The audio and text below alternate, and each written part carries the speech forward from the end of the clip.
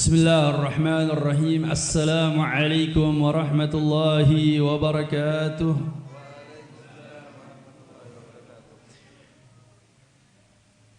Alhamdulillah thumma alhamdulillah alladhi anzala al-Qur'an wa nazzala ala sayyidina Muhammadin biwasitati Jibril al-Amin al-muta'abbad bitilawatihi المعجز بكلامه المنقول بالتواتر المصحوب المكتوب في المصاحف المبدوء بسورة الفاتحة والمختوم بسورة الناس والصلاة والسلام على سيدنا محمد بن عبد الله وعلى آله وصحبه ومن والاه ولا حول ولا قوة إلا بالله اللهم صل وسلم وبارك وكرم على سيدنا وحبيبنا وشفيعنا وقرة أعيننا محمد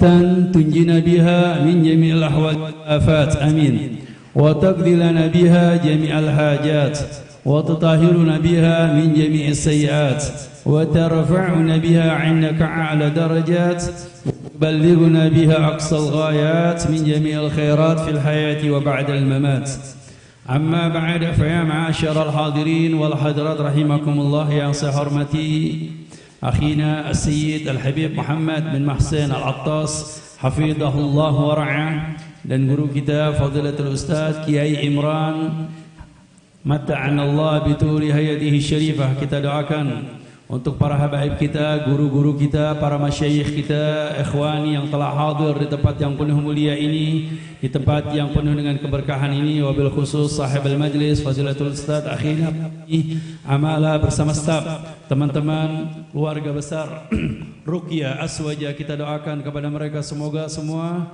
diangkat oleh Allah derajatnya, dipanjangkan umurnya, dimurahkan rezekinya, dimudahkan oleh Allah Subhanahu wa taala di dalam menjalankan amanah baginda besar Muhammad sallallahu alaihi wasallam.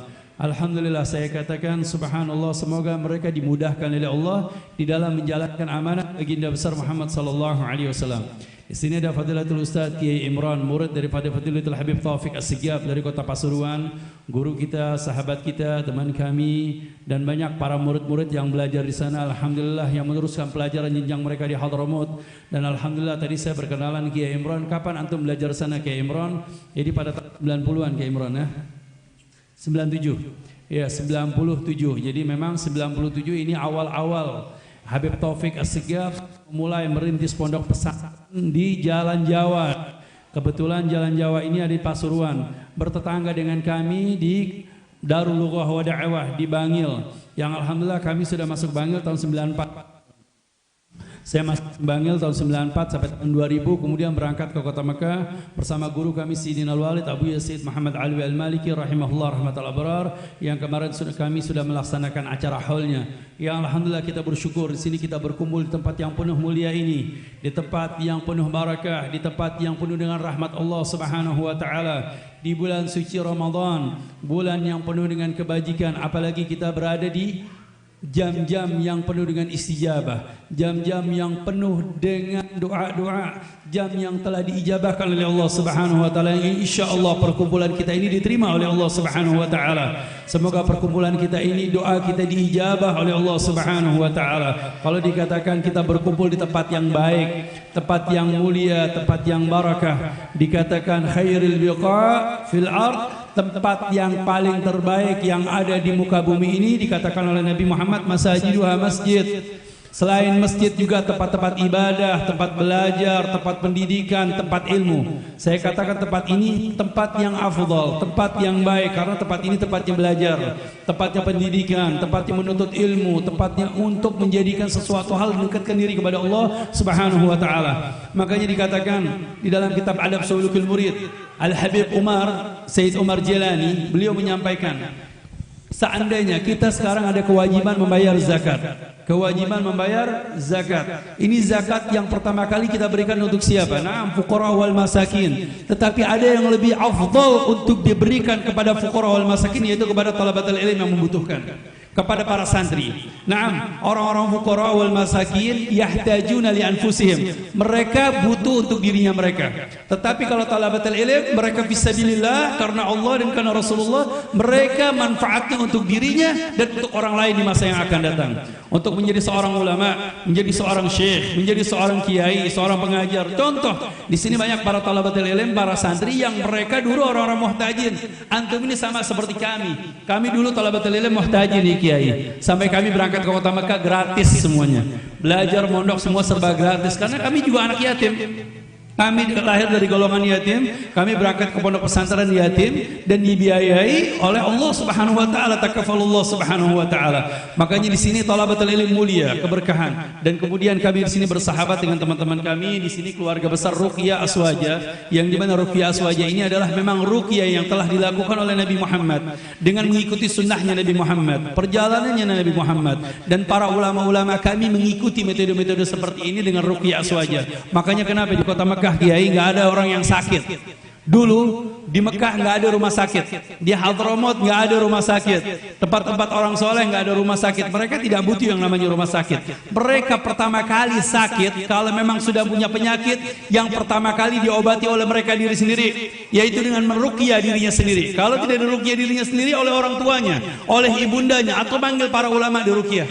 Setelah diruqyah sembuh. Kalau nggak sembuh juga, baru pengobatan-pengobatan yang dilakukan dengan pengobatan tib nabawi, pengobatan daripada Nabi Muhammad sallallahu alaihi wasallam, yaitu dengan jintan hitam, dengan pengobatan-pengobatan yang lainnya yang disunahkan oleh Nabi Muhammad sallallahu alaihi wasallam. Nggak sembuh juga, baru terakhir perjalanan terakhir pergi ke rumah sakit.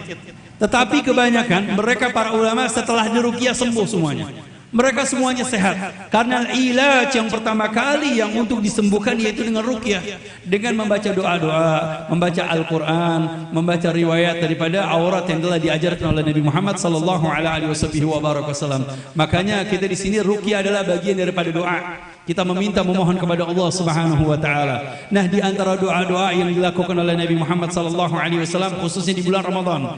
Ada kejadian di bulan Ramadan yang kadang-kadang kita lupa, yaitu di antara nuzulul Quran ada sesuatu hal yang paling terbesar, kejadian yang paling hebat terhadap umat Islam yang dimana kita harus bersyukur kepada Allah Subhanahu wa taala dengan kejadian hal tersebut. Karena Nabi Muhammad adalah penentuan kebesaran kenikmatan dari Allah Subhanahu wa taala diberikan umat Islam, yaitu adalah peperangan Badar. Itu peperangan Badar di mana Nabi Muhammad sallallahu alaihi wasallam, kita mengingat, melihat ke belakang sedikit bagaimana dengan perang Badar. Ini Nabi Muhammad sallallahu alaihi wasallam setelah hijrah dari kota Mekah, perjalanan ke kota Madinah. Setelah 2 tahun duduk di kota Madinah, membangun kota Madinah, membangun dengan para sahabat Ansar, dengan bersama mereka para sahabat Nabi Muhammad. Kemudian di sini ada izin dari Allah Subhanahu wa taala untuk berperang dengan orang-orang kufar Quraisy. Bayangkan kalau kita ingin mengingat pada hari-hari ini, kemarin tanggal 17 Ramadan. Kalau 17 Ramadan kemarin kita Pekalongan hujan. Pekalongan ini panas, matahari 2, ada matahari terik matahari dan matahari yang di mall. Iya. Matahari yang di alun-alun, Bu. Benar, Bu. Mataharinya di Pekalongan ada 2, matahari langsung sama matahari yang di mall, ya. Nah, di kota Madinah, ini kami tinggal di kota Mekah dan ziarah ke kota Madinah. Ini sabar dengan panas dan teriknya kota Madinah. Sampai dikatakan bahwasannya kalau di Madinah kalau sudah 60 derajat, ini panasnya 60 derajat, sekolah libur. Sekolah libur, tapi kita sekarang ini dengan adanya AC, kemudian minuman yang enak, yang nikmat. Kemudian bagaimana dengan zaman Nabi Muhammad? Rasulullah sallallahu alaihi wasallam pada tanggal 17 Ramadan dengan para sahabat 313 jumlahnya. Mereka berangkat dari kota Madinah berjalan kaki sampai ke Badar. Ini kota Madinah sampai ke Badar perjalanan kira-kira 230 km. Kalau 220 km ini perjalanan dari kota Pekalongan sampai mana? Sampai Cikampek. Ayo, ada sekarang perjalanan dari Pekalongan sampai Cikampek jalan kaki. Nggak lewat tol aja sumpah capek. Ini Rasulullah sallallahu alaihi wasallam perjalanan dari kota Madinah ke Badar 230 km berjalan kaki.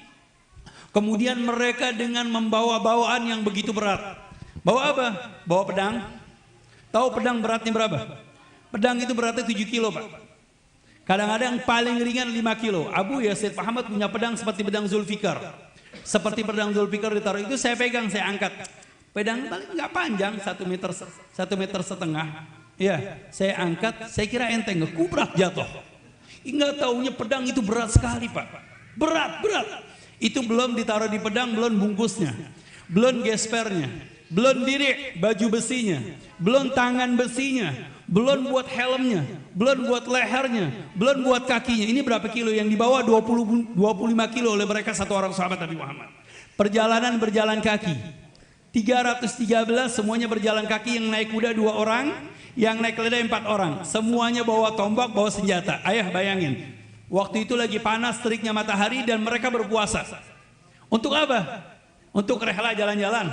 Mau ke Jakarta, mau buka puasa, atau mau ke Semarang? Bukan, mau perang, mau menghadapi kematian, untuk menghadapi Allah Subhanahu wa taala. Mereka jumlah 313 menghadapi mereka orang-orang yang jumlahnya 1200. 3 kali lipat dari jumlahnya Nabi Muhammad sallallahu alaihi wasallam bersama para sahabat Nabi Muhammad. Dan mereka dengan kelengkapannya, dengan senjatanya, dengan kenikmatannya, dengan kudanya, dengan keledainya, kemudian dengan kemahnya, dengan makanannya, dengan persiapan, mereka sudah siap. Tapi Nabi Muhammad, apa yang dilakukan oleh Nabi Muhammad? Yang hal ini kita harus bersyukur dengan Nabi Muhammad. Yang kebajikan ada pada Nabi Muhammad dan sahabat Nabi Muhammad, perjuangan sahabat Nabi Muhammad. Apa yang dilakukan oleh Nabi Muhammad melihat para sahabat mereka semua berpuasa dalam keadaan capek, dalam keadaan lelah menghadapi mereka? Ada berapa orang? 1200 mereka para umat. Yaitu mereka dari orang-orang kufar Quraisy. Ketika malam Nabi Muhammad mengangkat tangannya. Allahumma, ya Allah, Allahumma in tahlik hadhihi al-isabah falan tu'bad ba'dal yawm fil ard. Ya Allah, kalau Engkau binasakan umatmu yang sedikit ini sisanya, maka Engkau tidak akan disembah di muka bumi ini. Lihat pertolongan Allah Subhanahu wa taala, langsung turun ayat suci Al-Qur'an melalui malaikat Jibril. Istastaghithuna rabbakum fastajaba lakum anni mumiddukum bi alfin minal malaikati murdifin. Ketika engkau beristighatsah, meminta, memohon kepada Allah, bermunajat kepada Allah, ini dia kata-kata istighatsah. Awal kalimat istighatsah dari Al-Quran, jadi yang namanya istighatsah bukannya bid'ah, Pak. Istighatsah dari Al-Quran, dari kalimat ghatha, yaghithu ghathan, yaitu yastaghith, meminta, memohon kepada Allah Subhanahu wa taala. Allah yang mengajarkan bagaimana cara meminta kepada Allah Subhanahu wa taala, diajarkan oleh Allah Subhanahu wa taala doanya Nabi Muhammad sallallahu alaihi wasallam. Diijabahi doanya oleh Allah Subhanahu wa taala. Ketika engkau memohon, meminta kepada Allah, fastajaba lakum, maka Allah mengijabahkan engkau ya Nabi Muhammad. Anni mumiddukum, aku mengirim bantuan kepada engkau bi alfin minal malaikati murdifin, yaitu dengan 1000 para malaikat yang mereka menunggangi kendaraan.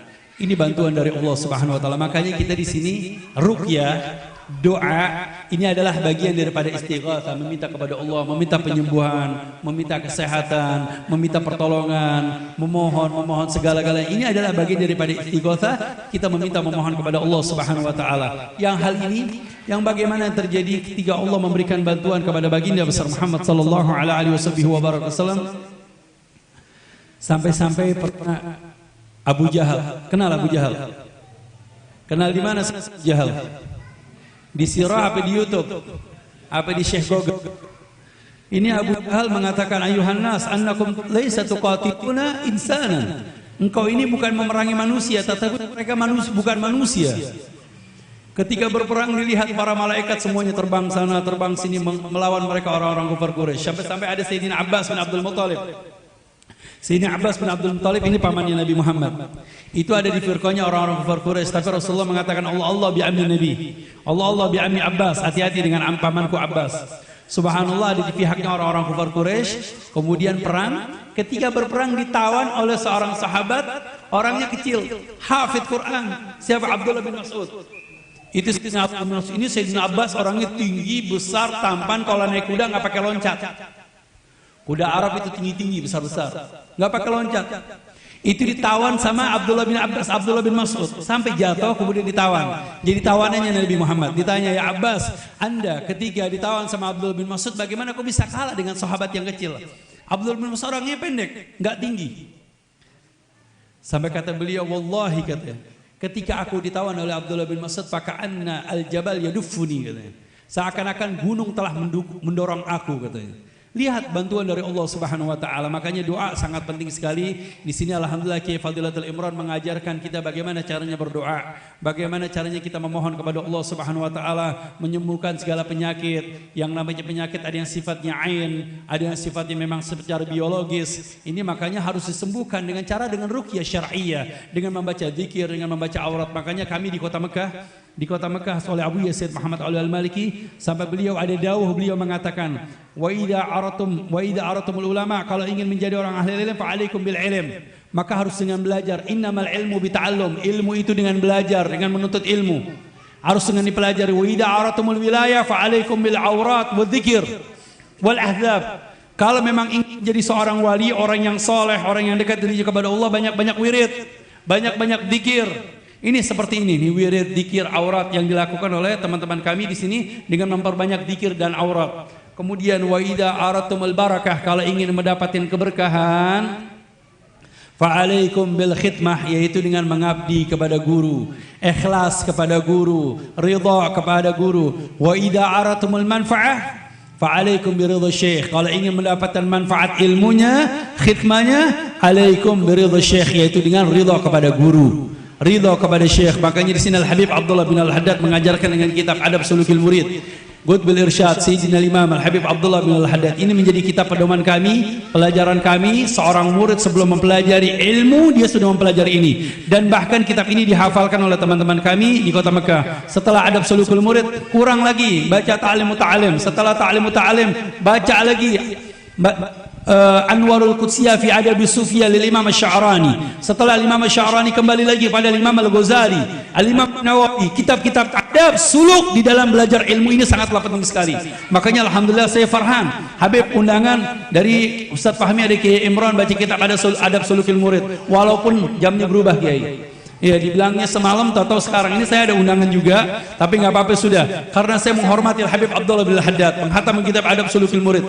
Al Habib Abdullah bin Al Haddad mengarang kitab bukan sembarangan, mengarang kitab seperti ini. Beliau adalah seorang imam, seorang alim, seorang syekh, seorang wali, seorang gutub, yang bahkan gutbul aulia, gutbul wilayah, gutub yang paling terpanjang yang didapatkan oleh Habib Abdullah Haddad selama 60 tahun. Bayangkan, umur masih kecil beliau sudah buta matanya, tapi rohanianya tidak buta, nuranianya tidak buta. Beliau memandang dan subhanallah, umur 15 tahun, umur 7 tahun sudah hafal Quran, umur 15 tahun sudah menjadi mufti, sudah menjadi syekh, umur 20 tahun sudah dihormati oleh semua para ulama-ulama Allah Subhanahu wa taala di negeri Hadramaut. Sampai-sampai Al Habib Umar bin Abdurrahman Al-Attas, ketika beliau ziarah kepada Al Habib Umar bin Abdurrahman Al-Attas, dikatakan, ya Habib, bukannya engkau ingin mengambil ijazah kepada aku, tetapi aku ingin mengambil ijazah kepada Al Habib Abdullah bin Al Haddad. Sampai-sampai Habib Umar bin Abdurrahman menghormati kepada Al Habib Abdullah bin Al Haddad, seorang murid, seorang imam, seorang syekh. Ketika itu beliau masih muda, tetapi beliau ya tabarak mengambil ilmu keberkahan daripada Al Habib Umar bin Abdurrahman Al-Attas, yaitu Sayyid Ratib Al-Attas.